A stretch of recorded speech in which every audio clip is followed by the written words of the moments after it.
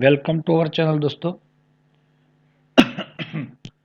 Part 7 ની અંદર આપણે આલ્કોહોલ, ફિનોલ અને ઇથરમાં શું જોવાના છે આજે ખબર છે તમને? લાસ્ટ વિડીયોમાં એક ચાર્ટ તમને બતાવેલો આપણે આલ્કોહોલ, ફિનોલ અને ઇથરના રાસાયણિક ગુણધર્મો વાળો. એ તમે જોઈ શકતા હશો અને એમાં આ ચાર્ટ છે આપણો. અને હું માનું છું ત્યાર સુધી આપણે એ ચાર્ટ મુજબ એક તો સૌથી પહેલા આ એ પ્રકારની પ્રક્રિયાઓનો અભ્યાસ ચાલુ છે. એમાંથી OH બંધ તૂટે તેવી પ્રક્રિયાઓમાં આલ્કોહોલ અને ફિનોલની એસિડિકતા, એમાં ધાતુ સાથેની પ્રક્રિયા, એનો એસિડિક સ્વભાવ આલ્કોહોલનો અને ફિનોલનો,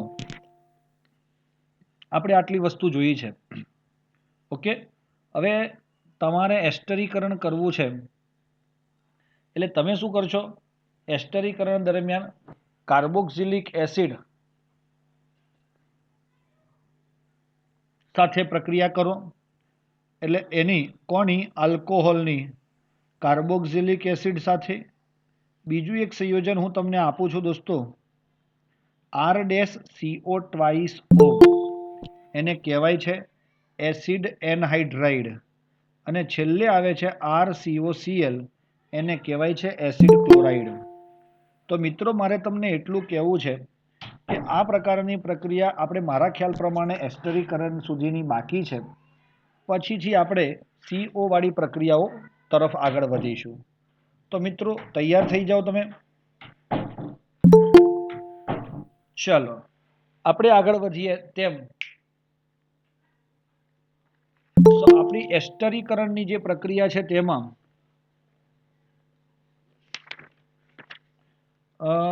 બાકી છે ને મિત્રો?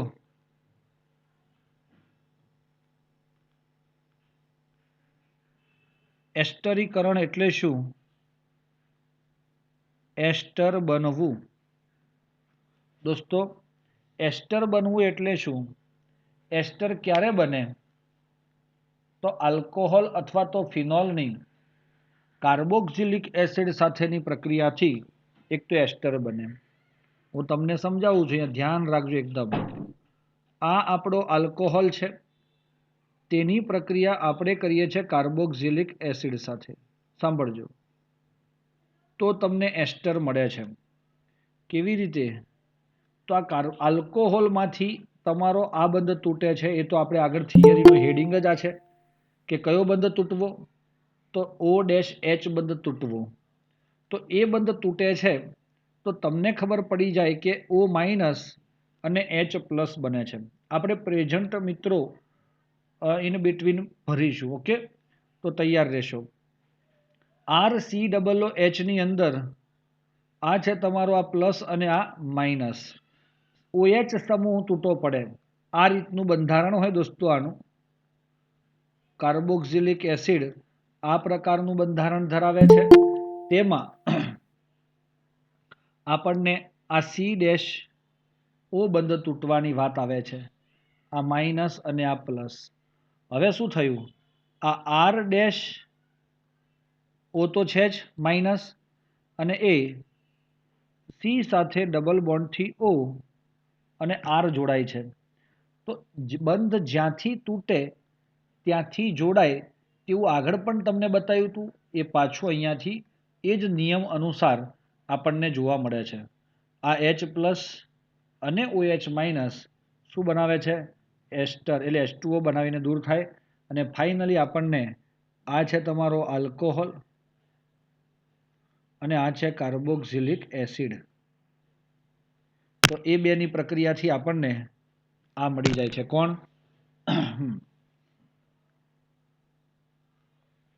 નંબર 2, આલ્કોહોલની પ્રક્રિયા. એક બીજું સંયોજન તમને આપ્યું છે R-CO2O. મિત્રો હું તમને એક વસ્તુ લખવાનું અહીંયા ભૂલી ગયો છું કે એક તો આ પ્રક્રિયા જે છે એ રિવર્સિબલ છે. કેવી છે? પ્રતિવર્તી છે, ઉપરવાળી પ્રક્રિયા. અને એમાં ઉદ્દીપક વપરાય છે H+. H+ ની હાજરીમાં આ પ્રક્રિયા થાય અને આપણને મળે છે.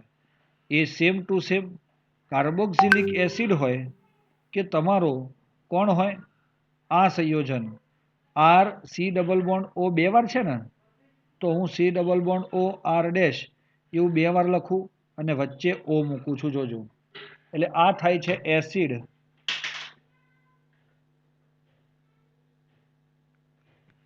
એનહાઇડ્રાઇડ બને છે. શું બને છે? Acid anhydride. અને હવે દોસ્તો જુઓ શું થાય છે તે આનો આ બંધ તૂટે એ તો બધાને ખબર છે, અને આમાં જેવી રીતે આ CO બંધ તૂટ્યો છે તે રીતે આમાં પણ CO બંધ જ તૂટે છે. સમજો, દરેકમાં આ એક જ બંધ તોડવાનો છે આપણે.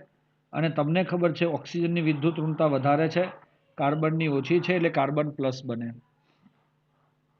આથી આ ROH માં આપણો R મળ્યો. આ તમને એમ લાગે કે સાહેબ આ ડેશ ને એવું લખો છો ને અમે કન્ફ્યુઝ થઈએ છીએ, તો હું ડેશની પેટર્ન એક સરખી જ રાખું.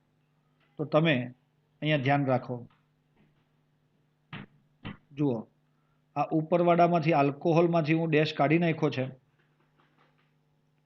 એ જ ડેશ હું આના ઉપર મૂકું છું, કાર્બોક્સિલિક એસિડ ઉપર. ઓકે, તો અહીંયા આ કાર્બોક્સિલિક એસિડ વાળો R કોણ છે? તો R' છે ને આ. તો એસ્ટરની અંદર તમને આ જોવા મળે છે. ત્યારબાદ તમે જોઈ શકો છો કે RO- એ આમાંથી કોની સાથે જોડાય છે? આ બાજુના પ્લસ સાથે જોડાય, તો ડેશ C⋯O R'. આનું શું મિનિંગ થાય મિત્રો? વત્તા. વત્તા શું દૂર થયું તે પણ તમે જોઈ શકતા હશો. R' C⋯O- હતો કે નહીં? અને આમાંથી આલ્કોહોલમાંથી છૂટો પડેલો H, એટલે આ બન્યો તમારો કાર્બોક્સિલિક એસિડ, અને આ બન્યો એસ્ટર, અને આ બન્યો આ હતો આલ્કોહોલ. તો આલ્કોહોલમાંથી એસ્ટર આ બીજી રીતે પણ મળી શકે છે. ત્રીજી રીત છે આલ્કોહોલની પ્રક્રિયા R'⋅COCl, એટલે મિત્રો આમાં આમ જ લખાય અને એનું નામ શું થાય? Acid chloride. જુઓ દોસ્તો, કદાચ આ શબ્દો યાદ ન હોય તો યાદ કરી લેવાના. સાઈડ ઉપર એક લિસ્ટ બનાવવાનું અને આ શબ્દોને આપણે યાદ કરી લેવા જોઈએ, કે જેથી આપણને ફ્યુચરમાં ગમે ત્યારે પણ આની જરૂર પડે તો તુરંત આ વસ્તુ યાદ આવે. ચલો, હવે આનો પણ બંધ તોડવો છે. OH માં તો O' H બંધ જ તૂટે છે, જ્યારે એસિડ એનહાઇડ્રાઇડમાં દરેકમાં જે બંધ તોડ્યો છે આપણે કયો તોડ્યો છે? CO એક બાજુ રહી જાય ને બાકીનું એક બાજુ રહી જાય તે પ્રકારનો બંધ તોડ્યો છે. આમાં ઉદ્દીપક વપરાય છે પિરિડીન. આ પિરિડીન એ બેઝ છે દોસ્તો, એ વપરાય છે. અને જુઓ અહીંયા શું થાય છે, તે RO- તો હતો જ, પણ આના પ્લસ સાથે તે જોડાઈ અને આપણને જુઓ શું આપે છે? C⋯O R'. એટલે આ રીતે વત્તા શું દૂર થયું દોસ્તો? આ H+ અને Cl- તો HCl, એટલે આ પણ એસ્ટર આપે છે. અને આ કોણ છે? આલ્કોહોલ. મિત્રો સમજ પડે છે? અહીંયા એસ્ટરીકરણમાં આલ્કોહોલની હું અહીંયા લખું છું કૌંસમાં, જોજો મિત્રો.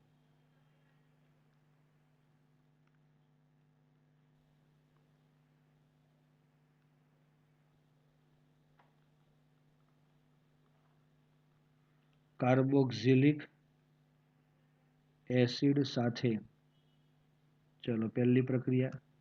બીજી પ્રક્રિયા એસિડ એનહાઇડ્રાઇડ સાથે, ચલો ત્રીજી પ્રક્રિયા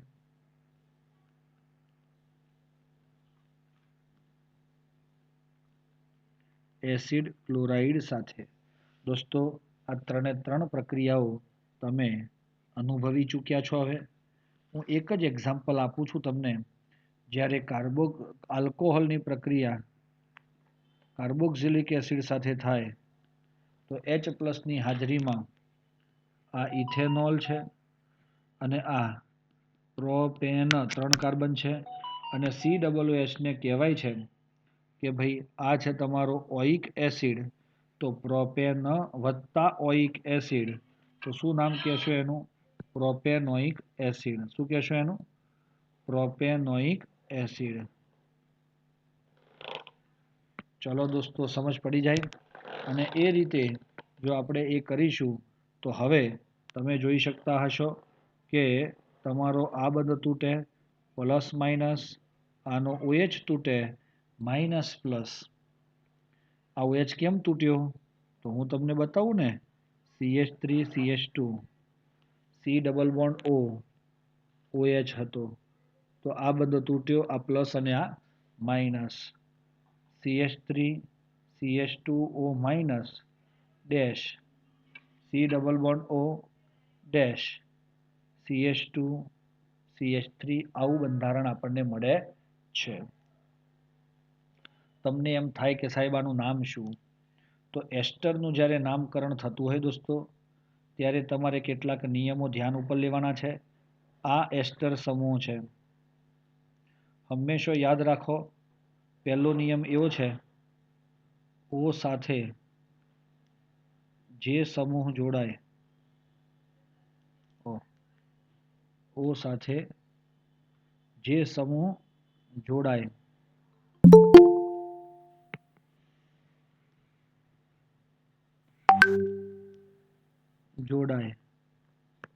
તેનું નામ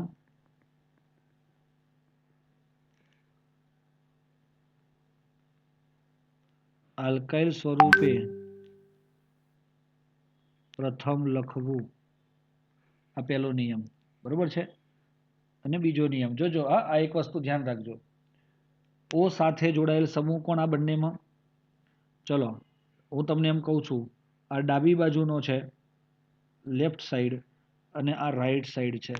O સાથે જોડાયેલ સમૂહ કઈ બાજુ છે? મને જવાબ આપશો તમે મિત્રો? ડાબી કે જમણી? L કે R?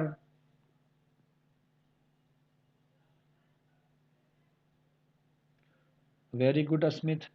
આને L કહેવાય, લેફ્ટ સાઈડ પરનો, કારણ કે આ ઓક્સિજન સાથે જો જોડાયેલો છે એ તમારો લેફ્ટ સાઈડ પર છે, એટલે એનું નામ આલ્કાઇલ. એટલે શું લખશું આપણે? શું લખીએ આપણે એનું નામ?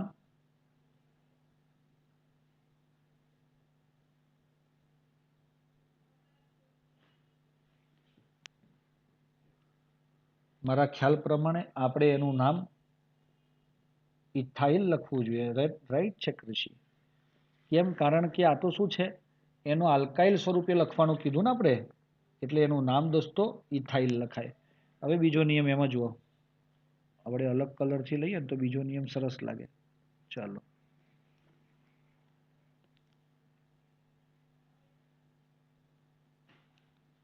બાકીના ભાગનું આલ્કેન લખી OH પ્રત્યય જોડવો. દોસ્તો બાકીનો ભાગ કોણ છે? પ્રત્યય જોડવો. સમજી ગયા ને? OH પ્રત્યય લગાવવાનો, એનો મતલબ એમ છે OH, એસ્ટરના નામમાં OH લાગે, તો એનો મિનિંગ એવો થયો કે જો તમે આને બાકીનો ભાગ એટલે કોણ છે? તો સાહેબ આપણે તો માત્ર જેટલા ભાગને હું હાઇલાઇટ કરું છું ને એટલાનું જ નામકરણ કર્યું. પહેલા ઇથાઇલ લખ્યું એમાં આટલાનું જ. હવે બાકીનો ભાગ કેટલા કાર્બન વાળો હોય?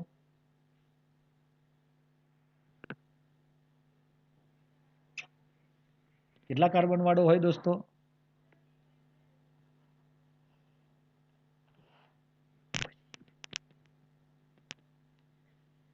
યસ, બાકીનો ભાગ એ 3 કાર્બન વાળો છે, 2 કાર્બન વાળો નથી દોસ્તો. કારણ કે એમાં તમારો આ કાર્બનને પણ ગણતરીમાં લેવો પડે જ. ખબર પડી? કીટોન વાળો જે એસ્ટર વાળો જે કાર્બન છે ને એને પણ ગણતરીમાં લેવો પડે. તો ટોટલ કેટલા કાર્બન થયા? 3 કાર્બન. તો એ 3 કાર્બનના આધારે તમારો આલ્કેન કયો થાય? બોલો જલ્દી, કયો થાય? બોલો.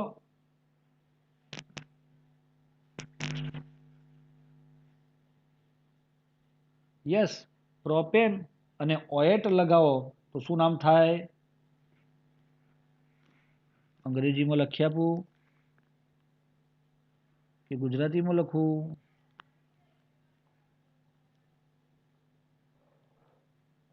ઇથાઇલ પ્રોપેનોએટ. શું કહેવાય દોસ્તો? ઇથાઇલ પ્રોપેનોએટ. ખ્યાલ આવ્યો? અંગ્રેજીમાં લખું છું ઇથાઇલ, THYL, ઇથાઇલ પ્રોપેન ઓએટ. સમજ પડે છે? ઇથાઇલ પ્રોપેનોએટ આમ લખાય દોસ્તો. ચાલો રેડી. એટલે ટૂંકમાં આ થાય તમારું એસ્ટરિફિકેશન. હજુ પણ અંગ્રેજીમાં એસ્ટરિફિકેશન કહેવાય. હજુ પણ એક શબ્દ તમને હું સમજાવવા જઈ રહ્યો છું. આગળ આપણે કદાચ ચર્ચા પણ કરી છે કે નથી કરી? કરી છે ને, સેલિસિલિક એસિડ. તો દોસ્તો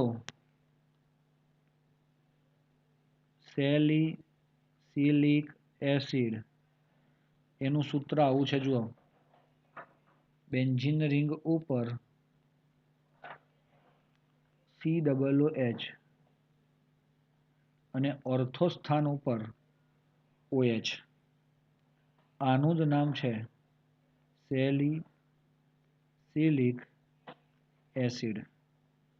એની પ્રક્રિયા CH3CO ટ્વાઇસ O એટલે કોણ?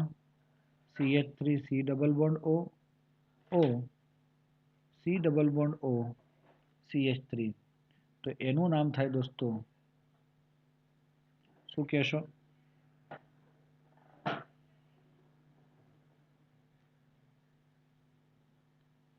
Acetic anhydride.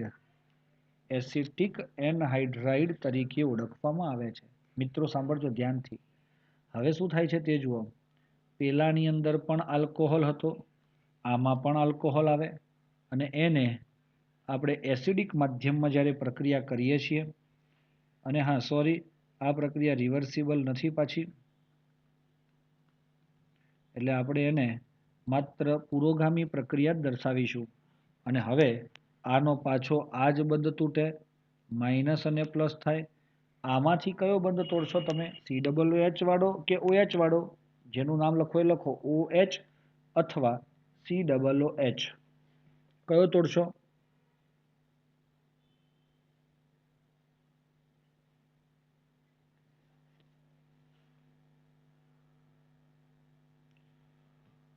Very good. Yes, COOH નહીં તોડવાનો, OH તોડવાનો. આ માઇનસ અને આ પ્લસ થાય. તો તમે જોઈ શકતા હશો આ બેન્ઝીન રિંગ ઉપર જો શું થયું? COOH તો એમને એમ છે. O સાથે કોણ જોડાયો? કોઈ કહી શકશો મને? O સાથે કોણ જોડાયું? લખી ના શકાય તો માઇક ઓન કરીને પણ તમે જણાવી શકશો દોસ્તો.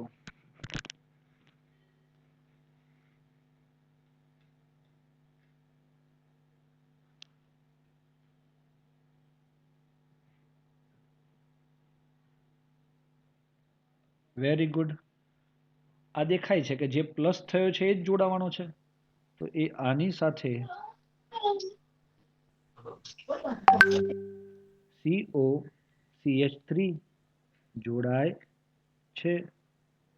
ચાલો ખબર પડી દોસ્તો? એટલે એ વસ્તુ આપણે ધ્યાન પર લેવાની જરૂર છે, સખતમાં સખત. અને એના લીધે આવું બન્યું. વત્તા આ છૂટો પડેલો ઋણાયન કોણ છે? તો CH3 COO માઇનસ એ H પ્લસ સાથે જોડાઈ એસિટિક એસિડ સરખો મળે છે આપણને.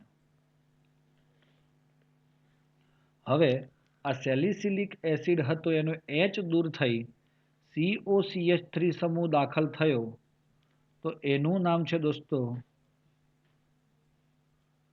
એસિટાઇલ. એટલે એનું નામ કીધું આખાનું એસિટાઇલ સેલિસિલિક એસિડ.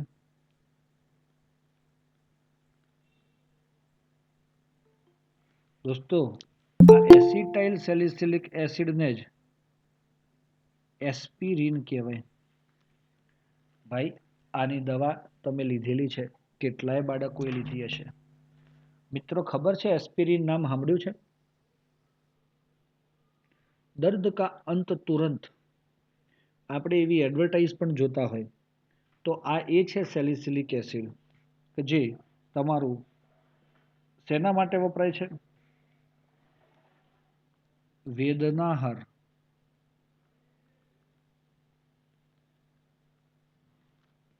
ઔષધ.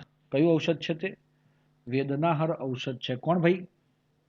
તમારું આ સેલિસિલિક એસિડનું જે આ સ્વરૂપ છે ને એ વેદનાહાર ઔષધ છે. મતલબ કે તે તમારો દુઃખ હરતા છે, જે તમે યાદ રાખશો દોસ્તો. અગર ક્લિયર થઈ ગયું હોય તો આપણે આગળ વધીએ તે પહેલા તમારે આનો સ્ક્રીનશોટ લેવો હોય તો લઈ લેશો દોસ્તો. સ્ક્રીનશોટ લીધા બાદ આપણે ઓકે લખવું.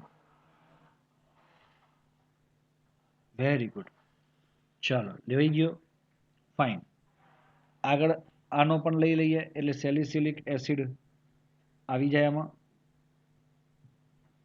એને ઓકે લખીએ.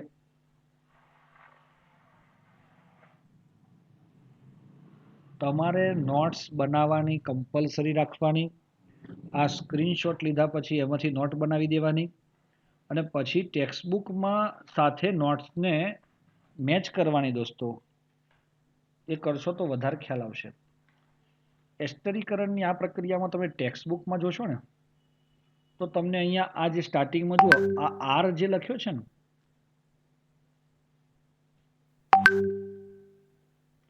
આ આર કયો આર? આ સ્ટાર્ટિંગનો આર. એ આરની સાથે એઆર પણ જોડેલો છે. જુઓ શું છે? છે યાર. તો એરોમેટિક પણ હોઈ શકે અને એલિફેટિક પણ હોઈ શકે કે જે શેના તરીકે વર્તે છે દોસ્તો? આલ્કોહોલ અથવા ફિનોલ કોઈ પણ એસ્ટરીકરણની પ્રક્રિયા આપે છે.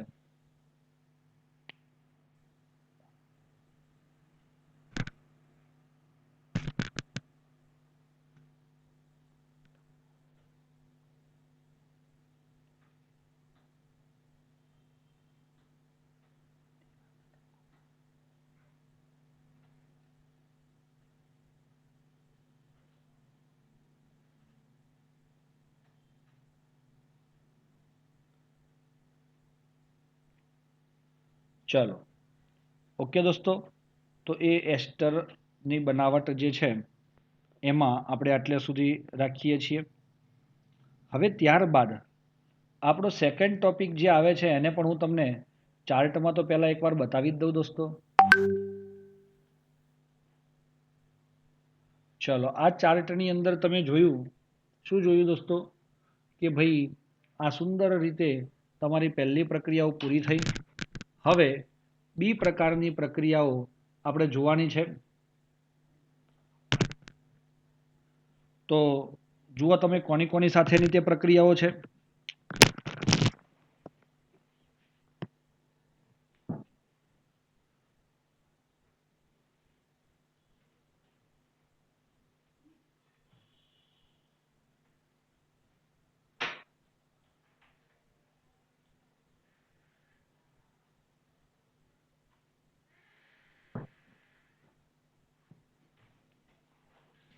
જુઓ તો એ પ્રક્રિયાઓ તમારી HX સાથેની પહેલી પ્રક્રિયા છે દોસ્તો. હે અને આ બધી પ્રક્રિયાઓમાં મેં તમને આગળ કીધેલું આ રાઈટ કર્યું છે એનો મીનિંગ કે તમે આ પ્રક્રિયા ક્યાંક ને ક્યાંક ભણી ગયા છો. તો એવું ક્યાં ભણ્યા છો એ પણ મેં યાદ કરાવેલું અને યાદ ન હોય તો પણ વાંધો નહીં દોસ્તો. સમજ પડે છે? આ 4 પ્રક્રિયાઓ આપણે આજે જોવાના છે. આવડા ચાલો રેડી?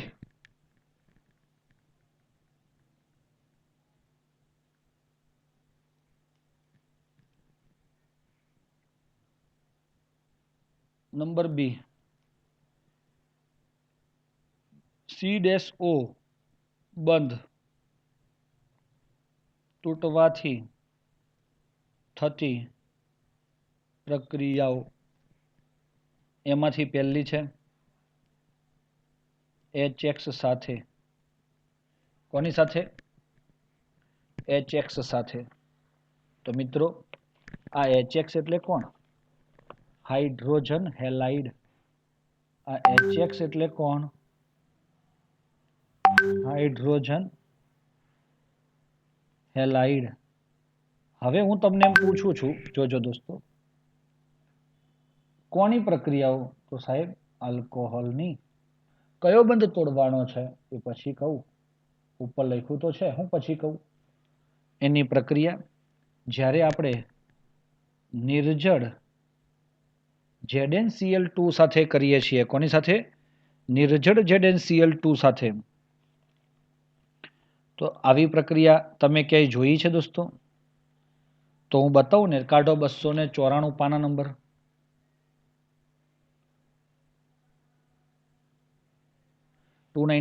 પેજ પર પહેલી જ પ્રક્રિયા છે આલ્કોહોલની HCl સાથેની, અને ZnCl2 વાળી પ્રક્રિયા. તો કાંઈ થતું નથી. હવે પાછા આવી જાઓ. શું થાય છે અંદર જુઓ મોબાઈલની અંદર. આનો આ બંધ તૂટે છે દોસ્તો. CO બંધ તોડવાનો છે. તો આ C એટલે R આલ્કાઇલ સમૂહનો C, અને O એટલે ઓક્સિજન વાળો C. માઇનસ પ્લસ આ H પ્લસ X માઇનસ. તો R-X બને છે. અને આ H પ્લસ અને OH માઇનસ શું બનાવે છે? H2O બનાવે છે. તો મિત્રો આ શું બન્યું? આ શું હતું? આલ્કોહોલ. અને આ બન્યો હેલો આલ્કેન. શું બન્યું? આ હેલો આલ્કેન. ચલો મિત્રો, સમજ પડી જાય છે? તમને કદાચ ખ્યાલ ન હોય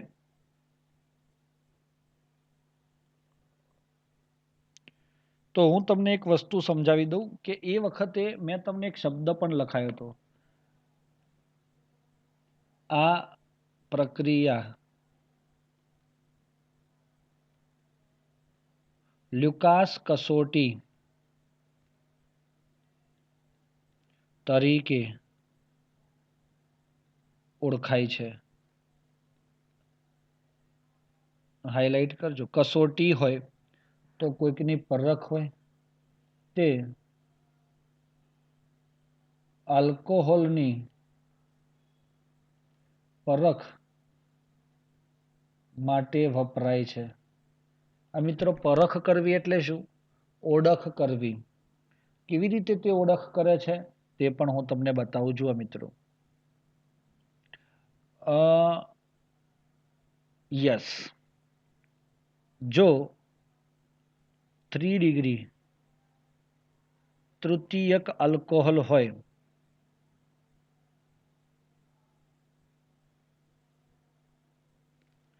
આ તમારી ટેસ્ટ ટ્યુબ છે દોસ્તો.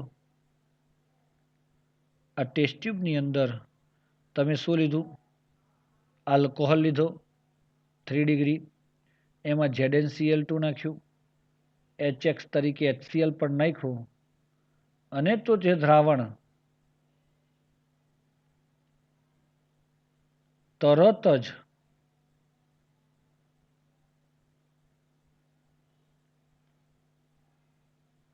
ધૂંધળાપણું થાય. દ્રાવણ કેવું થાય? ધૂંધળાપણું. તો આપણે સમજવાનું કે એ 3 ડિગ્રી હોય. જો એ 2 ડિગ્રી હોય તો 5 મિનિટ બાદ દ્રાવણ ધૂંધળું બને. અને 1 ડિગ્રી હોય તો દ્રાવણ ઓરડાના તાપમાને પણ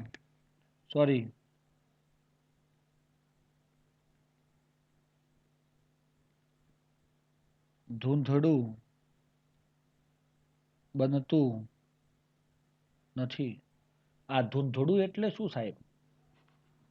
ભાઈ ગુજરાતી શબ્દ છે ધૂંધળું. જ્યારે તમે અત્યારે શિયાળાની સિઝનમાં કદાચ ઘણીવાર આપણે જોઈએ છીએ કે ધુમ્મસવાળું વાતાવરણ થઈ જતું હોય છે. તો જ્યારે તમે સામે રોડ રસ્તા ઉપર જુઓ છો તો તમને ક્લીન નજર દેખાતું નથી. ક્લીન ના દેખાતું હોય એટલે એ ધૂંધળું દેખાય છે એમ કહેવાય. કોઈ વ્યક્તિના નંબરવાળા ચશ્મા તમને નંબર ના હોય અને પહેરો તો તમને સામે જેવું દેખાય છે એને ધૂંધળું કહેવાય. આ રીતે ધૂંધળાનો મિનિંગ નીકળે એટલે ડોહળું દ્રાવણ એમ કહેવાય. તૃતીયક હોય તો તરત જ ડોહળું દ્રાવણ થાય અને દ્વિતીયક હોય તો 5 મિનિટ બાદ એટલે થોડું ધીમે થાય અને 1 ડિગ્રીમાં તો ધૂંધળું બનતું નથી. એટલે આ સમજ પડે છે દોસ્તો, ક્લિયર થઈ જાય છે. આ કસોટીનું નામને આધારે તમારે ધ્યાન રાખવું જરૂરી છે. નંબર 2,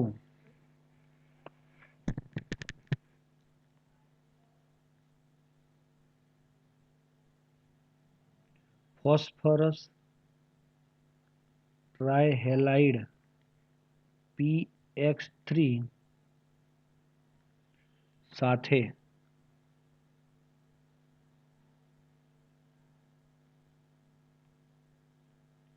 ચલો PX3 સાથે પ્રક્રિયા આપણે કરીએ છીએ ROH.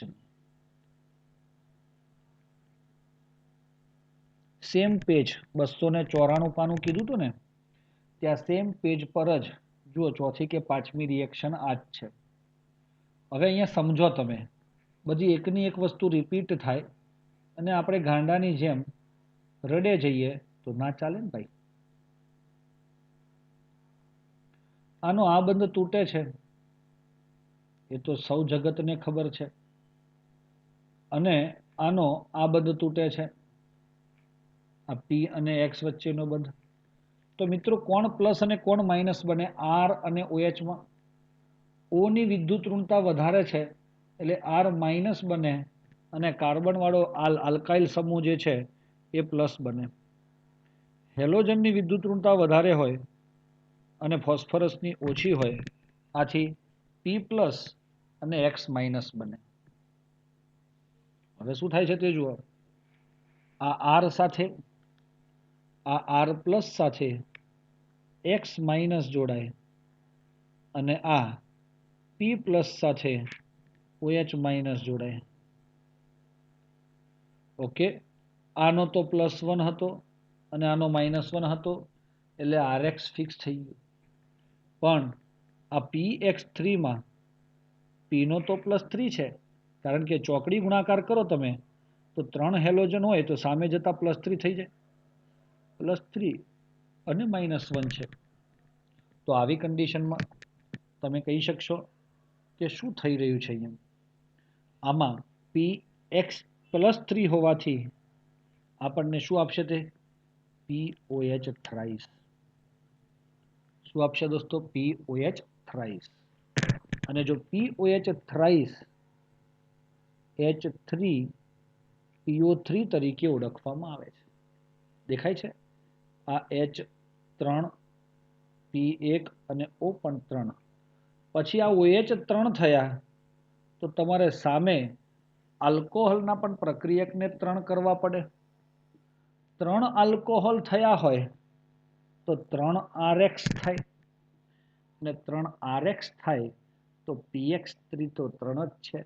આથી આપણે આ પ્રકારે કહી શકીએ છીએ.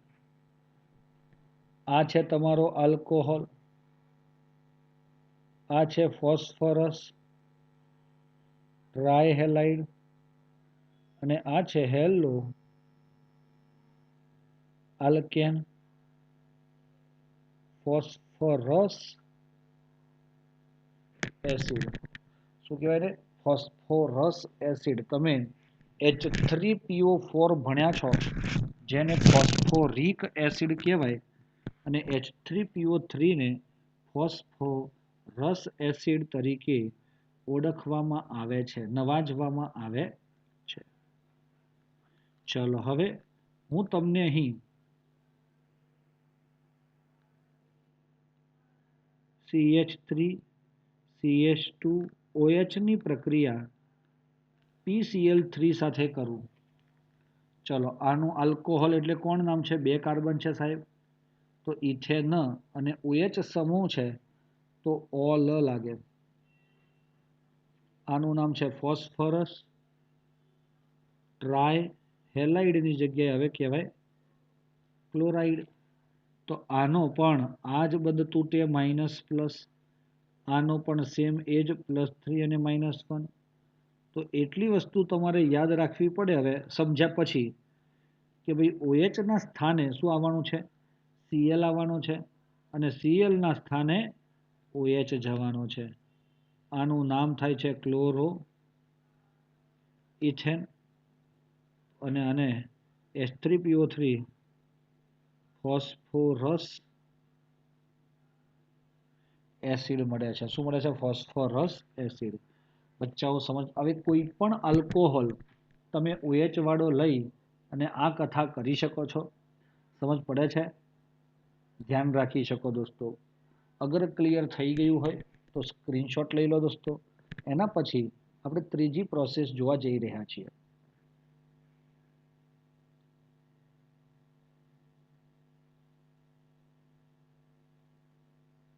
Okay, done. તો હવે આપણી ત્રીજી પ્રોસેસ છે મસ્ત મજાની, સૌને પ્યારી, સૌને ગમે તેવી નિર્જલીકરણ. તેને ગુજરાતીમાં કહેવાય પાણીનો અણુ દૂર થવો, H2O દૂર થવું, નિર્જલ થવું. તો હવે C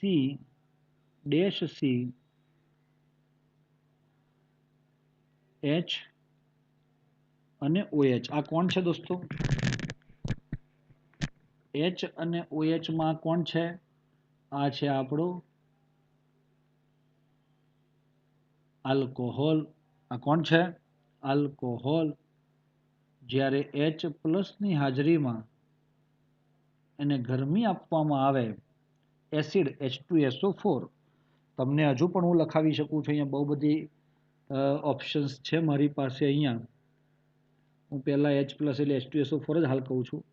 જે પેલું આલ્ફા અને બીટા વાળી વાત, બીટા વિલોપનમાં જોયું હતું ને આપણે, હા, તો એ જ પ્રકારની વાતમાં આલ્ફા પરથી OH અને એના પડોશી પરથી H દૂર થાય. આ જ રૂલ તમારે યાદ રાખવાનો. જેના ઉપર OH હોય તેને આલ્ફા, જેવી રીતે પેલામાં આપણે કહેતા જેના પર હેલોજન હોય તે આલ્ફા, તે જ રીતે આને આલ્ફા અને આને બાજુવાળા પડોશીને બીટા કહેવાય. તો એના ઉપરથી H અને OH H2O દૂર થઈ ગયો. તો દોસ્તો એ બે વચ્ચે નવો બંધ રચાઈ જાય. રચાઈ ગયો કે નહીં? તો આપણને શું મળ્યું? આલ્કોહોલમાંથી આલ્કીન મળ્યું. હવે કોઈ તમને ભૂલથી પૂછી નાખે કે ભાઈ આમાં H+ એટલે કોને લીધો તમે? આપણે દરેક પ્રકારના ઓપ્શન અહીંયા રાખીએ છીએ. સાંદ્ર H2SO4 પહેલું, અથવા સાંદ્ર H3PO4 મતલબ કોણ? ફોસ્ફોરિક એસિડ, અથવા નિર્જળ ZnCl2. આપણે લુકાસ કસોટીમાં વાપર્યું ને તે જ. બાકી એમાં પણ તમે જોયું પાણીનું અણુ દૂર થાય છે, જોયું ને? અને પ્રક્રિયા આખી અલગ છે. અને છેલ્લે અથવા Al2O3. આ ચારમાંથી તમે કોઈ પણને વાપરો, મહદ અંશે આ પહેલા બેનો ઉપયોગ થાય છે. પરંતુ તમે જ્યારે વિચારશો, જ્યારે જોશો તો વધારે ખ્યાલ આવશે. અને એમાં તમે ચારે ચાર બાબતને ધ્યાન ઉપર લેશો તો આટલું સરળતાથી તમે એને મેળવી શકો છો. એમાં સૌથી પહેલાં આપણે લઈએ છીએ, હવે ધ્યાન રાખીશું અહીંયા, CH3 CH2 OH, જેનું નામ શું છે દોસ્તો? ઇથેનોલ. ઇથેનોલની સાંદ્ર H2SO4 443 કેલ્વિન તાપમાને ગરમ કરતા આ OH વાળો કાર્બન આલ્ફા અને એના પડોશી કાર્બન બીટા, તો આલ્ફા ઉપરથી OH અને બીટા ઉપરથી H, તો H2O સ્વરૂપે દૂર થાય તો આપણને શું મળે છે? CH2 single bond double bond CH2 ethene, અને આ હતો ઇથેનોલ. બાળકો સમજ પડી? તો આપણે આગળ વધીએ. આ એક ઉદાહરણ થયું. આવા જે અને આ છે તમારું એક પ્રકારે 1 ડિગ્રી આલ્કોહોલ. હવે આપણે જઈ રહ્યા છે નંબર 2 વાળી પ્રક્રિયા.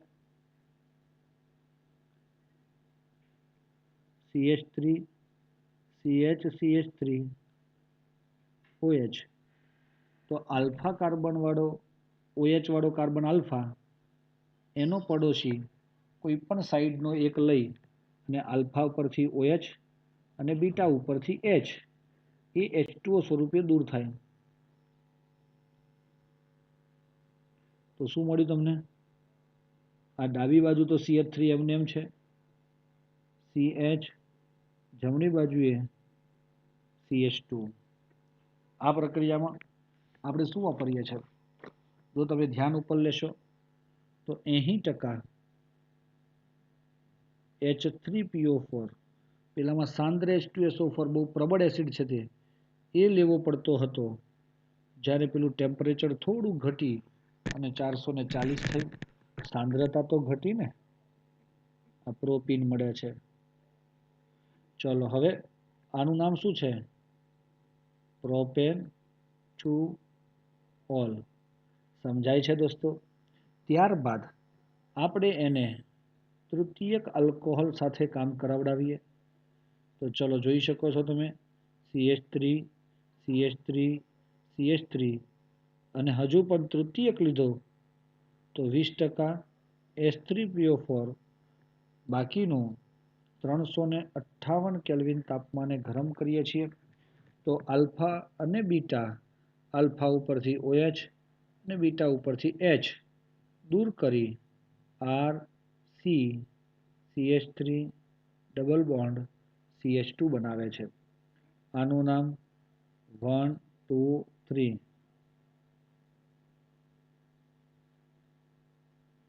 2-મિથાઇલ પ્રોપીન અથવા તો આઇસોપ્રોપીન પણ કહેવાય છે. તમે આટલી વિગત ઉપરથી એક વસ્તુ નક્કી કરી શકો કે ભાઈ પ્રક્રિયા કઈ નિર્જલીકરણ થવાની સક્રિયતા 3 degree is greater than 2 degree is greater than 1 degree થાય. કહી શકાય કે ના કહી શકાય? કારણ કે તૃતીયક તમે આલ્કોહોલ લીધો તો તમે જોયું કે એમાં માત્ર કોણ હતું? એક OH ગયો અને પાડોશી પરથી શું જાય છે? યસ, H+ અને એના બંને વચ્ચે દ્વિબંધ રચાય છે, આલ્કીન બને છે. બચ્ચાઓ સમજ પડી ગઈ?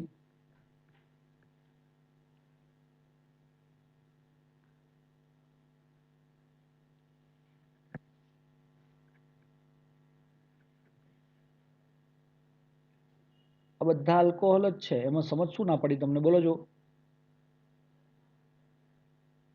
પડી? હા, એમ બોલો જો તો તરત પડવા માંડે એમ. હવે સાંભળો, આ પ્રક્રિયાની ક્રિયાવિધિ તમને આપેલી છે. જુઓ, એ ક્રિયાવિધિની ચર્ચા આપણે લાસ્ટમાં જે ઘટકોની ક્રિયાવિધિ હશે તે આપણે એક સાથે જોવા માંગીએ છીએ. કેમ કે ઇન બિટવીન આ ક્રિયાવિધિ આવશે તો આપણે ડિસ્ટર્બ બહુ થઈએ છીએ. આ પ્રક્રિયા પહેલી જ લઈને એની ક્રિયાવિધિ કરવાની છે. આ ફર્સ્ટ વાળી પ્રક્રિયા છે ને, સૌથી પહેલી આ એને જ લઈ અને આપણે ક્રિયાવિધિ કરવાની છે. તો એ ક્રિયાવિધિ આપણે લાસ્ટમાં જોઈશું. ઓકે દોસ્તો? ઓકે ને?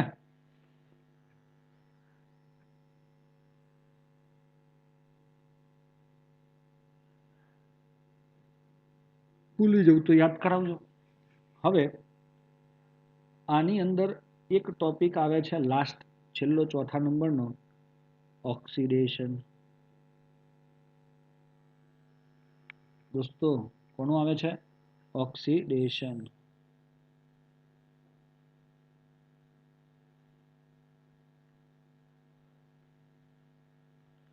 આલ્કોહોલનું ઓક્સિડેશન કેવી રીતે થાય? તો મિત્રો હું અહીંયા લઉં છું, જુઓ.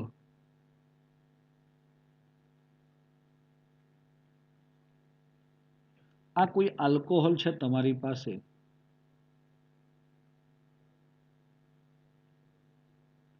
એનું તમે ઓક્સિડેશન કરો એટલે જોજો આમાં કયા બંધ તૂટે છે?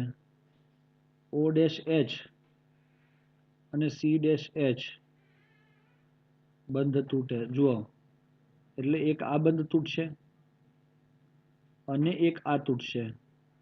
તો અહીંયાથી H અને આનો H H2 સ્વરૂપે દૂર થાય તો એ બે વચ્ચે ડબલ બોન્ડ રચાય.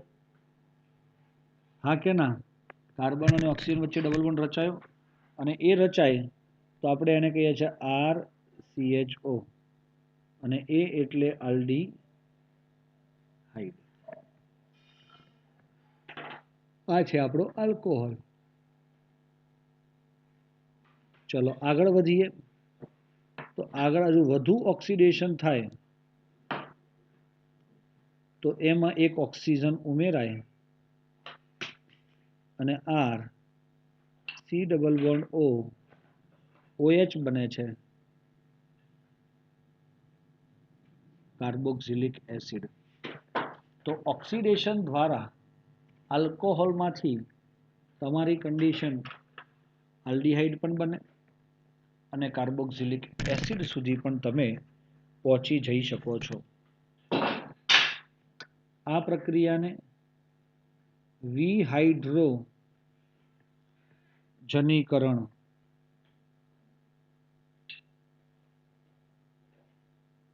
શું મતલબ થાય? વિહાઇડ્રોજનીકરણ એટલે શું? હાઇડ્રોજનીકરણનો મતલબ એવો થાય કે ભાઈ હાઇડ્રોજન ઉમેરવો. વિહાઇડ્રોજનીકરણ, હાઇડ્રોજન દૂર કરવો, જે તમે આ પ્રક્રિયા દરમિયાન જોઈ અને આલ્ડીહાઇડ બનાવ્યું. એના પછીનું ઓક્સિડેશન થઈ કાર્બોક્સિલિક એસિડમાં રૂપાંતર થાય છે. આ તમારો પહેલો પેરેગ્રાફ તમને દેખાતો હશે.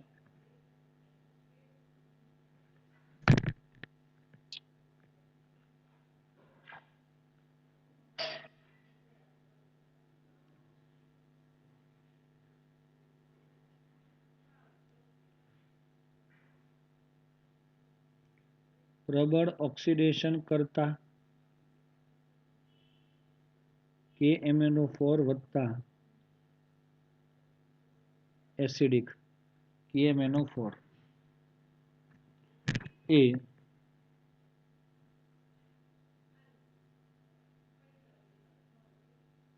આલ્કોહોલમાંથી શું બનાવે છે?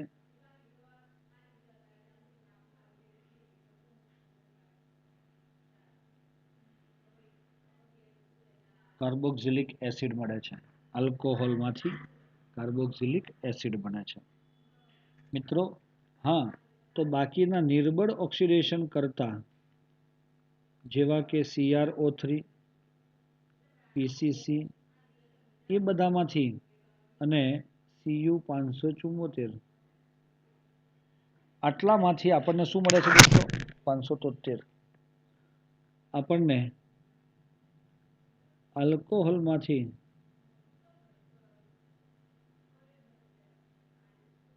આલ્ડીહાઇડ બનાવે છે. ચલો ખબર પડી. આ યાદ રાખીશું આપણે. હવે એની કેટલીક પ્રક્રિયાઓ હું તમને બતાવવા ઈચ્છું છું. અહીંયા લખું છું.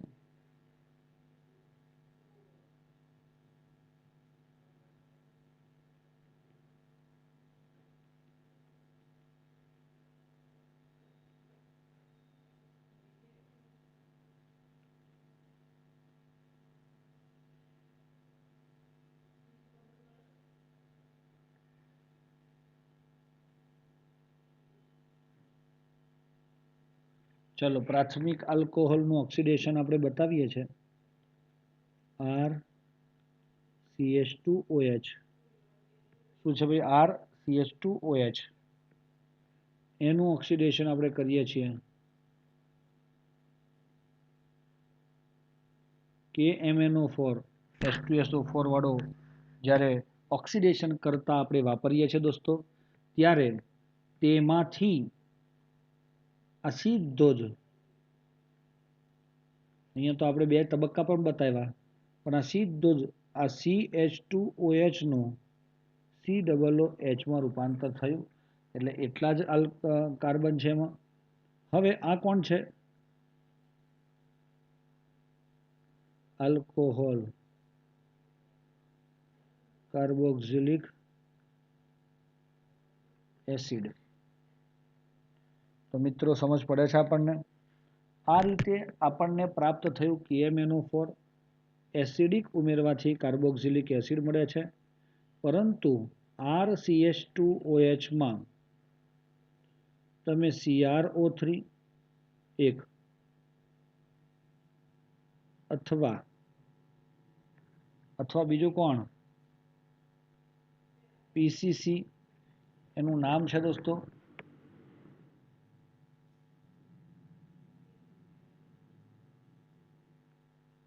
પિરિડિનિયમ એટલે P નામ આવ્યું ક્લોરો એટલે C નામ આપ્યું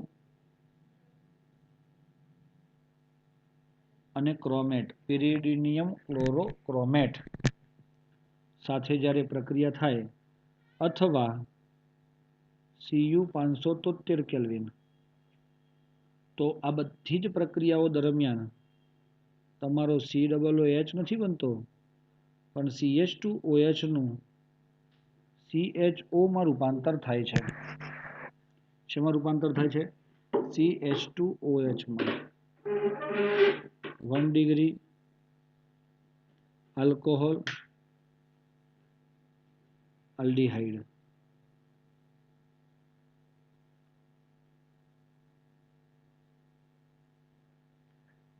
ચાલો 1 ડિગ્રી આલ્કોહોલમાંથી આલ્ડીહાઇડ બનાવવા માટે તમારે આ ત્રણ પ્રોસેસ પસાર કરવી પડે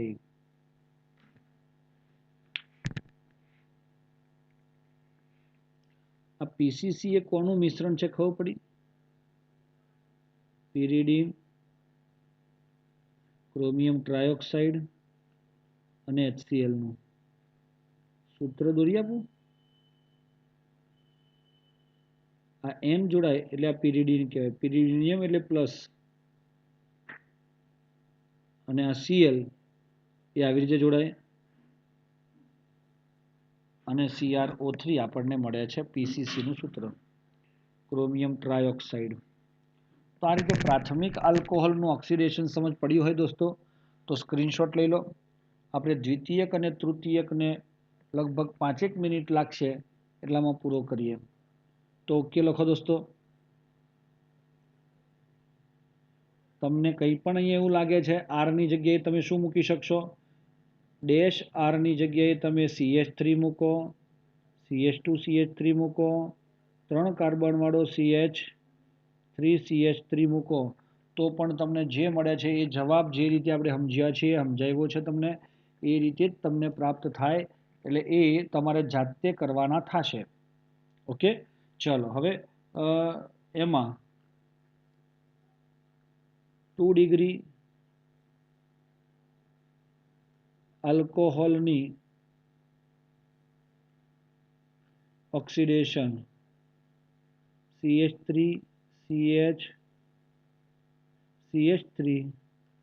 અને OH જ્યારે તમે 2 ડિગ્રી આલ્કોહોલની પ્રક્રિયા કરો છો સોરી દોસ્તો મેં તમને CH3 ભૂલથી લખાયું ત્યાં તો હું મારો R જ લખીશ અને R તરીકે તમારે આ બધું લઈ શકશો એટલી તો ખબર પડી જશે ને આપણને બસ એટલે બહુ થઈ ગયું CHR' R તો હવે અહીંયા ઉદાહરણમાં આવે છે CrO3 અથવા Cu 573 કેલ્વિન તો તો મિત્રો બંનેમાં ઓક્સિડેશન થાય એટલે આના ઉપરથી હાઇડ્રોજન અને આના ઉપરથી હાઇડ્રોજન આગળ જે રીતની ચર્ચા કરી તે પ્રમાણે દૂર થઈ કીટોન બનાવે છે. 2 ડિગ્રી આલ્કોહોલ હંમેશા ઓક્સિડેશન દ્વારા કીટોન આપે. 3 ડિગ્રી આલ્કોહોલ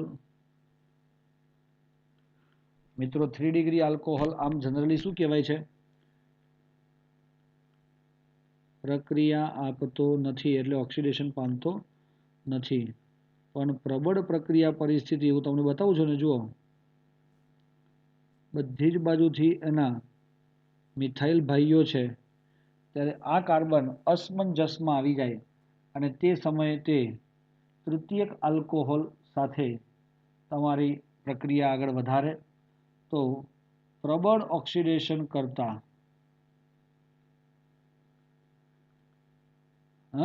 KMnO4 ની હાજરીમાં ઓક્સિડેશન થાય તો તમને મળે છે CH3COH. તો આ શું થયું? વત્તા HCOH. હજુ આની ફર્ધર રિએક્શન કરીએ તો એ બંધ તોડે જ તમારો આ, અને એના લીધે CH3COH છૂટા પડે. આ રીતે એમાંથી CH3COH અને પાછો આમાંથી HCHCOH બને. આમ આપણને ફાઇનલી કાર્બોક્સિલિક એસિડનું મિશ્રણ મળે છે 3 ડિગ્રી આલ્કોહોલનું. હવે આગળ વધીએ કે ભાઈ એ 3 ડિગ્રી આલ્કોહોલ એ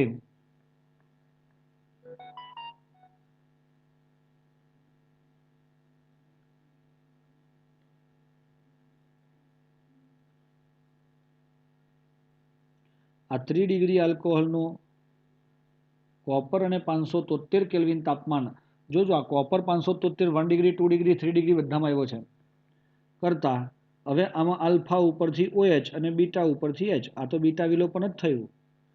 CH3 3CH3 double bond CH2 આઇસોપ્રોપીન કહેવાય. તો મિત્રો આ રીતે આપણને દરેક ઘટકો જોવા મળે છે. તો આમાં તમે જોયું, એક નોંધ પણ કરી દઈએ આપણે કે Cu273 573 કેલ્વિન ડિગ્રી સેલ્સિયસ હોય તો 1 degree alcohol gives aldehyde, 2 degree alcohol gives ketone અને 3 ડિગ્રી આલ્કોહોલ gives શું કહેવાશે દોસ્તો?